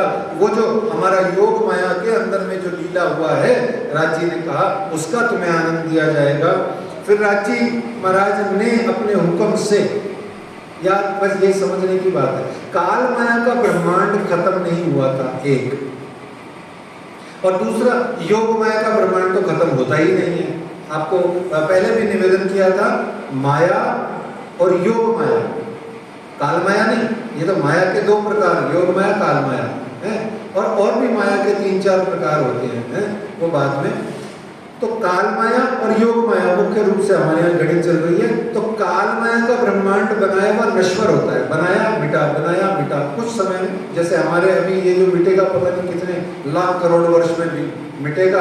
अभी 4,32,000 कालयुग की आयु है, 4,32,000 से डबल करो तो द्वापर की आयु है, उसको फिर 8 लाख समथिंग को फिर और डबल करो तो त्रेता की है, उसको फिर डबल करो तो वो सतयुग की है, फिर इन चारों को जोड़ दो 71, मतलब ये चारों जोड़ दो तो युग हो जाते हैं, फिर ये युग हो जाते हैं तो 71 युगी जोड़ दो तो वो पता नहीं क्या क्या बन जाता है, कल्प भी हो जाता है, मनवंतर भी हो जाता है, फिर ब्रह्मा का 1 दिन हो जाता है, फिर ब्रह्मा की 1 रात हो जाती है, फिर ब्रह्मा के 100 दिन हो जाते, 100 वर्ष हो जाती हैं, तो फिर वो पता नहीं क्या हो जाता है, प्रलय हो जाती है। इतनी लंबी चौड़ी गणित है ना। तो काल माया का ब्रह्मांड इतना लंबा चौड़ा है, वो तब खत्म होता है। पर यहाँ काल माया का ब्रह्मांड भी खत्म नहीं हुआ, योग माया का तो खत्म होता ही नहीं है। सुंदर साथ जी, योग माया और माया में कल आपको निवेदन किया था, माया अनादि है ना, माया अनादि है। क्या है अनादि? पता ही नहीं कब शुरू हुई थी। पर ध्यान से सुनना, यही महत्वपूर्ण बातें होती हैं जो हमें कंटेंट, साल्ट जो हमको बीच में असेंस लेना है, जो रसायन ग्रहण करना है, जो रस ग्रहण करना है, वो यही होता है। माया अनादि है, योग माया अनादि नहीं है। माया अनादि है यानी कि स्टार्ट कब हुई पता ही नहीं, लेकिन स्वभाव से जो स्टार्ट कब हुआ, जिसका आदि स्टार्टिंग कब हुई, वो डेफिनेटली उसका एंड भी कोई नहीं होता, वो अंत भी नहीं होता, वो अनंत होती है। जो अनादि है वो अनंत होगा ही होगा। लेकिन माया अनादि है पर अनंत नहीं है, रास्ते में काटी जा सकती है, गुरु कृपा हो जाए। और गुरु कौन? ज्ञान प्रदान करने वाला गुरु। बाकी सब गुरु नमनीय है, वंदनीय है, पूजनीय है, मत्था टेकने योग्य है, खूब मान सम्मान, दान दक्षिणा, भोजन प्रसाद सब कराओ, पूजा करो सब गुरुओं की। किसी भी संत गुरु, सामान्य कोई वेशभूषाधारी संत भी है, उसकी भी पाठ पूजा आप कर लीजिए। पर याद रखिए, आपका कल्याण अगर किसी से होगा तो जीते जी आपको जो ज्ञान प्रदान करने वाला गुरु है वही करेगा। तो ऐसे ज्ञान प्रदाता गुरु से, कल उदाहरण भी दिया था श्री मेहराज के देवचंद्र के गुरु छत्रसाल जी, श्री मेहराज जी का हिसाब, लालदास और मेहराज का हिसाब। तो वो गुरु क्या करता है, अनादि माया को अनंत होने से रोक के बीच में छिटका देता है। आद थे दियो छुड़ाए, वो छुड़ा देता है उसको, है ना। और योग माया क्या है, ये अनादि नहीं है, लेकिन जिस दिन शुरू हो जाती है उस दिन से लेकर फिर ये अनंत काल तक चलती है। ठीक है, तो राज्य के हुक्म से क्या हुआ, काल माया के ब्रह्मांड का अकालिक प्रलय हो गया था। और आपको वीसीआर के उदाहरण से बताया था ना, यूं समझ लो एक पुराने वीसीआर में जैसे PAUSC पॉज या स्टिल का स्विच होता था, वो दबा दो तो जो फोटो दिख रही होती है वो दिखती रहती है। कब तक, जब तक आप रोटी बना के प्लेट में लगा के पिक्चर दोबारा देखने के लिए वापस नहीं आ जाते। ऐसे ही होता था ना VCR के। भाई अब भूख लगी है रात को, पिक्चर देखते देखते तो क्या करेंगे, उसको पॉज करके चले जाएंगे, फटाफट चाय बिस्किट लेके आ जाएंगे, फिर पॉज को छेड़ देंगे। ऐसे ही यूं समझो, काल माया का ब्रह्मांड चल रहा है, राजी ने पॉज कर दिया, और अब जब रास का खेला पूरा हो गया तो राजी ने पॉज बटन हटा दिया। इसलिए अब की बार वाले काल माया के ब्रह्मांड को काल माया ब्रह्मांड नहीं कहते, काल माया का प्रतिबिंब ब्रह्मांड कहते हैं, मिरर इमेज ऑफ वो ब्रिज का काल माया। ठीक है, थोड़ा थोड़ा अच्छा लग रहा है। मैंने आपसे निवेदन किया था ये 2-2.5 दिन की बीतक को पचा लो तो आनंद आ जाता है। आज नारियल फूट जाएगा, उसके बाद में तो देवचंद जी और प्राणनाथ जी की बड़ी सरल चर्चाएं शुरू हो जाएंगी। तो आइए प्रसाद जी, इस तरीके से वो राधा कृष्ण गोपियां सखी वृंदावन शोभा, वो सब जो काल माया के ब्रह्मांड में थी, जैसे कि जैसी थी वैसे के वैसी हो गई। और लोगों को लगा, पति को लगा, जैसे ये जो मेरी पत्नी है जो श्री कृष्ण की सखी है, वो तो कहीं गई नहीं, यहीं सो रही है, पर वो सो नहीं रही थी, वो आत्म स्वरूप से योग माया गई, अब वापस जो भी स्थिति बनी। तो इस प्रकार से वो काल माया का ब्रह्मांड प्रतिबिंब का बना। मैंने बहुत सारा इसको जोड़ जाड़ दिया, संक्षेप में कर दिया जोड़ के, क्योंकि बहुत ज़्यादा विस्तार में फिर एक लाइन में अंदर चले जाओ तो फिर 10-15 मिनट लग जाते हैं। तो इस तरीके से राजी महाराज ने जो हुक्म वेद कतब में बनाया, उसमें रमूजे इशारते साहित्याँ और बहुत सारी बातें धनी ने भागवत में और कुरान में आपने दी।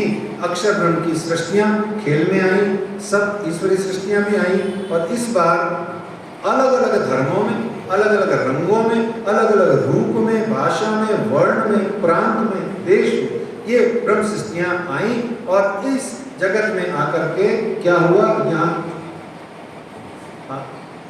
2-3 मिनट में आप थोड़ा सुन लीजिए, बहुत अच्छा लगेगा आपको। बार बार मैं आपसे कह रहा हूँ कि आया गया है कोई नहीं, सखियाँ आई नहीं, और फिर भी आई हैं, और आप खुद ही दावा करते हो हम तो ब्रह्म सृष्टि, हम तो जाएंगी। गुम्बद जी में जाके मत्था फोड़ करके परेशान हो रहे हो। मैंने देखा है हमारी ये जनकेश बहन जी इतनी दुखी है जिसका हिसाब नहीं, पूछो ही मत, बेचारी 60 साल की हो गई, रिटायर भी हो गई, पर गुम्बद जी में जाके आज भी माथा फोड़ रहे हैं, भैया राज्य मिल जाओ, दर्शन दे दो, आपसे और मांगा क्या है मैंने। और सच्ची में ऐसी और बहुत सारी है, मैं तो एक उदाहरण सीधा दिख रहा है इसलिए बोल दिया। ऐसी बहुत सारी आपको माताएं बहनें मिल जाएंगी जिनका काम ही यही है, पिया तोको में बहुत भांति खोजिया छोड़ धंधा सब हो, ये सारा धंधा धाना छोड़ करके घर परिवार छोड़ के बैठ जाते हैं 15 दिन जाके गुम्बद जी के द्वारे, और भी साल में कोई टर्न लगे तो पहुंच जाते हैं। बोलो पद्मावती धाम की पन्ना परम धाम में क्यों नहीं जाए। तो ये अगर ब्रह्म सृष्टि नहीं है और ये आई नहीं है तो फिर भैया आया कौन। लीजिए 2-3 मिनट में आपकी सेवा, फिर हम चलते हैं सीधा देवचंद जी महाराज जी के प्रकटन महोत्सव की ओर। आज की मजल फिर पूरी हो जाएगी, तो बहुत ध्यान से सुनिएगा। सुंदर साथ जी, बड़ी ही सुंदर बात है। मैं धनी का नाम लेके बड़ा प्रयास करूंगा कि आपकी सेवा में 10-12 लाइनों में इसको आपकी सेवा कर पाऊँ।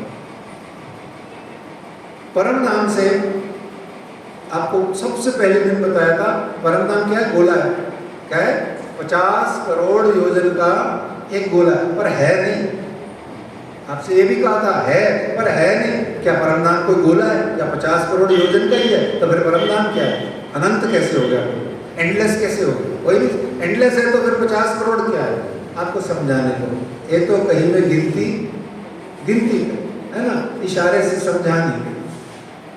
तो ये जो गोला परम धाम है, इसको मैंने निवेदन किया था, इसको ऐसे समझो गुब्बारा है ये, या गेंद है ना, अखंड है।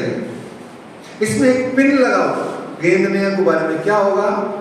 फिक्स हो जाएगी, अखंडता भंग हो जाएगी, अखंडता खंडित हो जाएगी। अब ये अखंड नहीं रहा, अब इसमें कोई भी आ सकता है, कोई भी जा सकता है।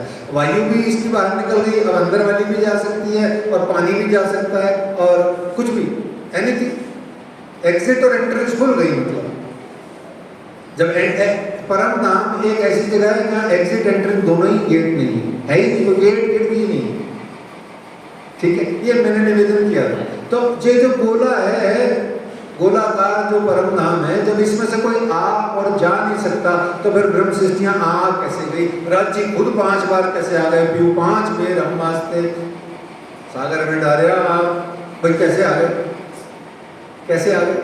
और फिर कैसे इन तीनों में ब्रह्म लीला भाई, ब्रजरास जागनी कही भाई कैसे बढ़ गए? 5 स्वरूप कैसे बन गए? 3 ब्रह्मांड हुए जो ऐसे हुए ना उसी कब भाई कैसे बन गए? इसको आप बड़े प्यार से सुनिए। ब्रह्म सृष्टियां आ ही नहीं सकती। रांची ने मूल मिलावा में जब लेके आए, उसका बड़ा ही महत्वपूर्ण कारण है। वो लेके आए, आके बिठाया। अच्छा, मूल मिलावा की एक फोटो भी है, अच्छा उधर बड़े मंदिर में, वहाँ कहीं फोटो देखी है मैंने। वो बड़ी सिस्टम से, बड़े डिसिप्लिन्ड वे में बैठी हुई है। गलत है वो, ये तो ठीक है, जिसने बना दी उसको प्रणाम है, क्योंकि आनंद के लिए बनाई हुई है वो चीज़। हमको गलतियाँ निकालने का भाव नहीं है, पर मैं तो समझाने की बात कर रहा हूँ, है ना। क्या है, सखियाँ कैसे बैठी हैं? दाडिम की कलियों की तरह। अब दाडिम की कलियों को डिसिप्लिन है क्या? दाडिम की कलियों का डिसिप्लिन तो यही है, चपड़ के बैठी है, एक के ऊपर एक और लेफ्ट है, यूं बैठी है ना, दाडिम की कलियों। तो मूल मिलावा में लेके आए, दाडिम की कलियों की तरह बिठाया। मूल मिलावा के 4 द्वार हैं, चारों बंद है, न कोई आ सकता है, न कोई जा सकता है। मूल मिलावा में लाए राज्य और कहा मेरी नैनों में नैन लगाओ। मैं कोशिश कर रहा हूँ सरल करके, छोटा छोटा करने की। उन्होंने कहा लाओ, बैठो, मेरे नैन से नैन मिलाओ, आंखों में आंख डलाओ। अब क्या होगा? जो मैं देख रहा हूँ वो तुम देखने लग जाओगे। जो मेरे दिल में है वो मेरे नैनों से तुम्हारे नैनों में होता हुआ तुम्हारे दिल में चला जाएगा। ऐसा ही हुआ, सखियां सब सम्मोहित हो गई। जो राज्य खेल दिखाना चाहते थे वो सखियां देखने लग गई। ये तो हो गई सिंपल इक्वेशन। अब जो वास्तविक बात घटी है वो ये कि परम धाम में जो 12,000 परात्माएं बैठी हैं। अच्छा, परात्माएं बैठी हैं क्या परम धाम में? नहीं बैठी हैं। परम धाम में परात्माएं नहीं, परात्माओं के तन बैठे हुए हैं। परात्म तो उन तनों के भीतर में है, और वो परात्म के जो तन हैं जो फिक्स हो गए, वहां अब रुक गए। खेल चालू होते ही वो तो रुक गए, परात्म के तन फिक्स हो गए। परात्म की जितनी भी जो परात्माएं हैं उनके जो नाम है या जो उनका भाव है, उन भावों को राज्य महाराज ने कैच किया। और 2 बातें बहुत अच्छे से समझनी है। एक, परात्म से आत्म कैसे बनती है। वो परम धाम में जो बैठे वो तन है, उनकी जितनी भी परात्म है उनके नाम रूप लीला को राज्य ने कैच किया। अपने हुक्म से उन परात्म के प्रतिबिंब आत्माएं अपने हुक्म से बनाई, और वो 12,000 आत्माएं ली और इस संसार में छोड़ दी। एक दूसरा, समझ में आ गया ये बात? परात्म परम धाम में जो परात्म है, परात्म के तन नहीं, तन तो फिक्स हो गए, और परात्म सम्मोहित हो गई, मूड हो गई, वो तो सम्मोहित हो गई। उसको लेकर के राज्य महाराज ने इस संसार में भेजा, और वो परात्म राज्य का हुक्म ही आत्म बन गया, 12,000 के रूप में विभक्त होके इस संसार में आ गया, जो विभिन्न प्रकार के नर नारियों के तन के अंदर में विराजमान हुआ नहीं। वो उन तनों के अंदर में जो जीव हैं उन पे आके विराजमान हुआ। बस यहाँ एक और कठिन बात सुन लीजिए, जितना आ जाए ठीक है। अब ये कैसे संभव है? जो अखंड की वस्तु है वो अक्षर ब्रह्म के अव्याकृत के जो प्रणव अज्ञान में प्रणव कोश से जो निर्मित ये जो नश्वर 14 लोक ब्रह्मांड है, इसके अंदर में कैसे आ सकती है? अखंड वाली चीज खंडित में कैसे आ सकती है? आ ही नहीं सकती। आ गई कैसे? इसको बड़े सरलता से समझिए। आचार्य हमारे जिनके कारण से हम हिंदू हैं आज, और नहीं तो हम सब समाप्त हो गए होते, उन भगवान श्री शंकराचार्य जी से एक बार मंडन मिश्र का शास्त्रार्थ हुआ। मंडन मिश्र का जब शास्त्रार्थ हुआ तो उनकी धर्मपत्नी अड़ गई। बोले नहीं, आपने अभी इनको हराया नहीं, मैं धर्मपत्नी हूँ, मैं आदि हूँ, मेरे को जब हराओगे तब मानूंगी कि ये मंडन मिश्र मेरे पति हार गए। तो भगवान ने शंकराचार्य ने कहा भाई चलो तुम भी आ जाओ, चौकी पे बैठो। वो चौकी में बैठते ही उसने शादीशुदा जिंदगी की प्यार मोहब्बत की बातें करनी शुरू कर दी। अब शंकराचार्य जी कन्फ्यूज आ गए। बोले यार ये तो मैंने कभी मैं तो वही साधु सन्यासी, मुझे क्या पता सांसारिक स्त्री पुरुष का धर्म क्या होता है। तो फिर शंकराचार्य जी ने उनसे 1 महीना मांगा। शंकराचार्य जी ने उनसे उनकी वाइफ से 1 महीना मांगा कि मैं 1 महीने का आपसे ग्रेस पीरियड चाहता हूँ, मैं फिर आपसे शास्त्रार्थ करूँ। वो अपने कमरे में गए, कुटिया में अपनी देह को स्थित किया। शिष्यों को कहा मेरी देह का ध्यान रखना। अपनी सुरता उन्होंने निकाली और एक राजा की देह में डाल दी, और राजा की मृत देह में डाल के वो सुरता उस राजा के रंग महल में और सब जगह वो 1 महीना लीला करके वापस शंकराचार्य जी अपनी देह में आए, और आकर के फिर जो भी कुछ हुआ। ठीक है, ये थोड़ा किस्सा समझ में आ गया कि आत्मा निकाल के दूसरे शरीर में डाल दी। ऐसे ही राजी महाराज ने, आप ध्यान से सुन लीजिए, कि धामधनी जी ने परम धाम में सबको नींद में डाल दिया। एक धनी जागृत है, बाकी सब सूती हुई है नींद में, और अक्षर ब्रह्म भी नींद में। कौन है नींद में? अक्षर ब्रह्म भी नींद में है, 12,000 अंगनाएं भी नींद में है, 24,000 कुमारिकाएं भी नींद में है। अब नींद में सब के सब है। अक्षर ब्रह्म की नींद चल रही है। और ये 14 लोक ब्रह्मांड क्या है सुंदर साथ जी? अक्षर ब्रह्म के मन स्वरूप नारायण का सुपना है। क्या है ये ड्रीम है, सुपना है। अब सुपना जैसे आपको आता है वैसे ही अक्षर ब्रह्म को आ रहा है। हम सब सुपने के जीव हैं, सुपने के शरीर हैं। ये सारा संसार अक्षर ब्रह्म का सुपना है। ठीक है, अब सुपने के अंदर में बहुत सारे जीव हैं। जैसे हमारे आते हैं, कभी कोई पता नहीं कौन आ जाता है, कभी कोई आ जाता है, कभी सोचा ही नहीं वो आ जाता है। हमारे सुपने में कितने जीव आते हैं ना। सुपना आँख खोलते ही सब गायब हो जाते हैं। आपके सुपने के अंदर में सैकड़ों जीव जंतु, पूरी दुनिया, पूरी कायनात आप नारायण की तरह, ब्रह्मा जी की तरह, विधाता की तरह पूरी सृष्टि बना डालते हो। कुछ समय 10 मिनट, 20 मिनट, 25 मिनट बनाते हो कि नहीं? अक्षर ब्रह्म ने ऐसे 14 लोक ब्रह्मांड, बड़े आदमी, बड़ी बातें, ऊंचे लोग, ऊंची पसंद, वो अक्षर ब्रह्म बहुत बड़े हैं, बहुत बड़े, सबसे बड़े। उनका सपना भी बड़ा भयानक है 14 लोक ब्रह्मांड का। उसमें ये भारत है, भारत में ये जीव है, भारत में बहुत सारे जीव हैं। जीव ने मनुष्य तन धारण किए हुए हैं। उन जीवों पर ला करके राजी महाराज ने क्या किया? उन परात्म की जो हुक्म से आत्माएं बनाई थी, उनको अक्षर ब्रह्म के चलते सुपने के जीवों में इंसर्ट कर दिया। कुछ समझ में थोड़ा बहुत? ये पूरी जब तक थ्योरी क्लियर नहीं होती तब तक परात्म और आत्म का कुछ भी समझ में नहीं आना। और ये समझ में ही नहीं आता। कंसेप्चुअली, थ्योरेटिकली, फिलोसॉफिकली हम एब्सोल्युटली रॉन्ग करार दिए जाते हैं जब हम ये कहते हैं परम धाम अखंड है, हम अखंड से यहाँ आए हैं। पहली ही झटके में आप फेल हो जाते हो। अखंड से आप आ कैसे सकते हो? टेल मी, जो गुब्बारा है, जो बंद है, उसमें से आप आ कैसे सकते हो? आ गए हो तो परम धाम अखंड नहीं है, आप परात्म भी अखंड नहीं हो। अच्छा, फिर हम दोबारा एक दावा कर देते हैं क्या? कि परम धाम अखंड ही नहीं है, अनंत ही नहीं है, अनादि ही नहीं है। भैया क्या बोले? परम धाम के सिवाय बाकी जो कुछ भी है वो कुछ है ही नहीं। है को नाही कीजिए सो तो कबू ना होए, नाही को है कीजिए सो कर न सके कोई। कीजिए ना सते विद्युतो भाव न भाव विद्युतो सता। गीता में भगवान ने कहा, इधर हमारे ब्राह्मण जी ने कहा, जो है उसको नहीं करो, जो नहीं है उसको है करके दिखाओ तो जानो। ये है और न है का चक्कर है क्या है परम धाम, न क्या है ये संसार है, न के अंदर में घुसा हुआ है, न के अंदर से है को निकाल के पुनः है में शिफ्ट करना, ये सारा निजानंद संप्रदाय है। बोलो श्री प्राणनाथ।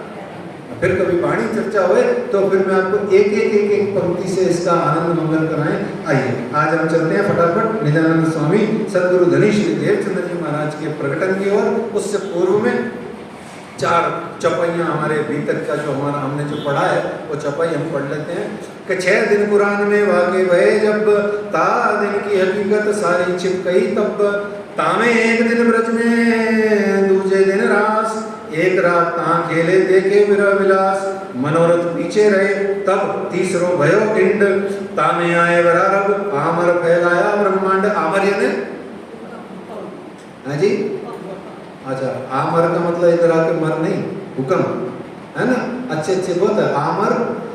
और हुक्म का एक और मतलब क्या होता है? ताबे। ताबे ताबे याद है कहाँ आता है वर्ड? हैं?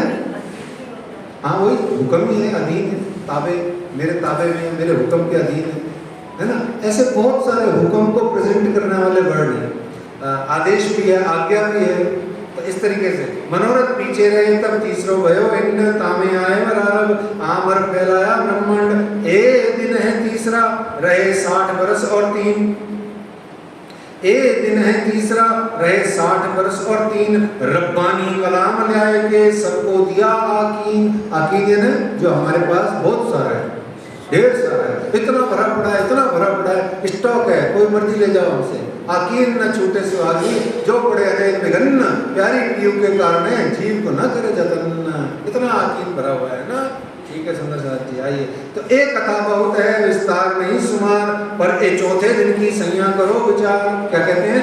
एक कथा बहुत है विस्तार नहीं सुमार, सुमार इन लिमिटेशन में, विस्तार इन उसको वर्णन, बहुत सारी व्याख्या है, पर एक चौथे दिन की बहुत सारी है, तीसरे दूसरे और पहले दिन की महामती श्री लालदास जी कहते हैं बहुत बहुत विस्तार से कथा है। पर अब हम जो मतलब की बात कह रहे हैं वो कह रहे हैं एक चौथे दिन की, यानी कि अब जो चौथा दिन किसका है सुंदर साथ जी? हैं? श्री कृष्ण जी ये ब्रजरास में पूरे मनोरथ काम। मैंने टाइम पता है जान के ज्यादा किया है क्योंकि कल मजल कम थी, अब आने वाले कल में भी कम है, इसलिए मैंने 15 मिनट आपके चुरा लिए। तो वो कहते हैं श्री कृष्ण जी ये ब्रजरास में पूरे मनोरथ ब्रह्म श्रेष्ठ काम, सोई स्वरूप लिया गुरमान तब रसूल कहलाया शाम। चौथा स्वरूप ईसा लाया किल्ली हकीकत धाम, 5वां स्वरूप निज बुद्ध का खोल मायने भय इमाम। है ना। तो चौथा स्वरूप क्या? निज बुद्ध का। कौन? चौथा स्वरूप निज बुद्ध का। चौथा स्वरूप ईसा लाया किल्ली हकीकत धाम। किल्ली है ना, की चाबी।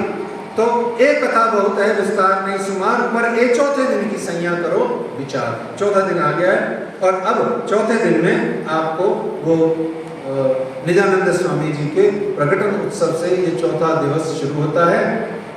लाइए नारियल। तो यहाँ हम चौपाई बाँचते हैं।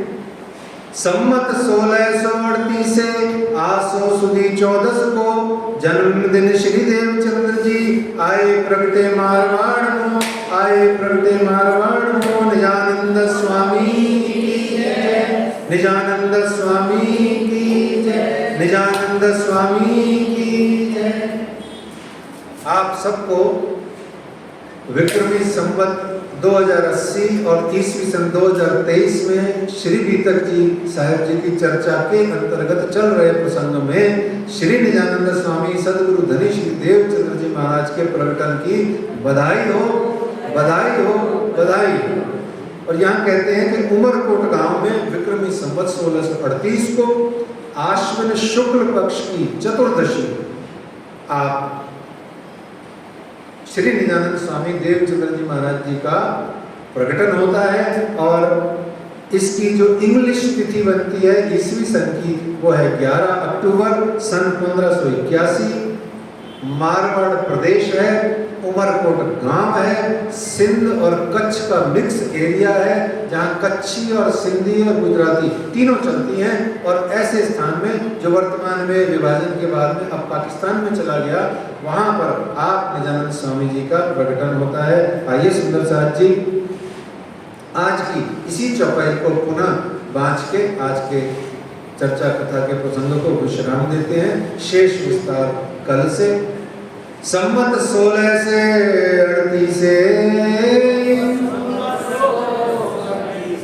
आसों सुदी 14 को जन्मदिन श्री देवचंद्र जी आए प्रगटे मारवाड़ में, आए प्रगटे मारवाड़ में। बोलो श्री प्राणनाथ धाम के धनी निजानंद स्वामी की, श्री श्यामा महारानी जी की, सदगुरु महाराज की आनंद मंगल श्री धाम धनी जो की जय। श्री बैजूराज जो की जय। श्री महाराजा छत्रसाल जो की जय। श्री सुंदर साज जो की जय। श्री सुंदर साज ज्यावर जी साहब जी के चरणामृत में 100 चित दीजिए, कृपा कीजिए। बोलो श्री प्राणनाथ।